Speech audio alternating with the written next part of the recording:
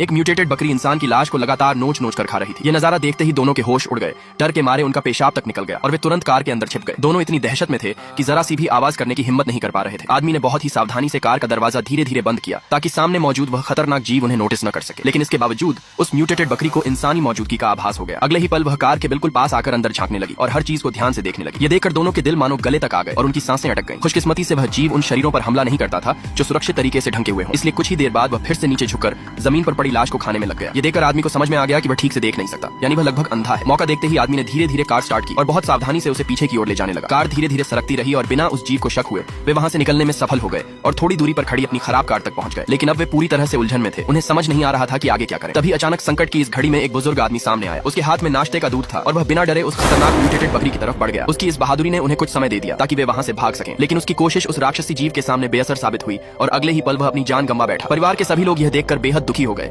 लेकिन वे जानते थे कि अगर वे उसे बचाने की कोशिश करते तो खुद भी मारे जाते। इसलिए भारी मन से उन्हें वहां से जाना पड़ा। हालांकि उनकी इस हरकत ने म्यूटेटेड बकरियों का ध्यान अपनी ओर खींच लिया था। अब बड़ी संख्या में ये खतरनाक जीव उनकी तरफ तेजी से बढ़ने लगे। कई दिनों तक भागते रहने के बाद आखिरकार वे एक सुरक्षित ठिकाने यानी सेफ हाउस के इलाके में पहुंच गए। लेकिन जैसे ही उन्होंने अंदर जाने की कोशिश की और दरवाजा पीटना शुरू किया, अंदर से कोई जवाब नहीं आया। असल में उस सेफ हाउस के अंदर मौजूद लोग पहले ही किसी के कब्जे में थे। इस तबाह दुनिया में संसाधन ही सबसे बड़ी ताकत बन चुके हैं, इसलिए कोई भी आसानी से दरवाजा खोलने को तैयार नहीं था। अगर आगे का पार्ट 2 देखना है तो अभी चैनल को सब्सक्राइब करो।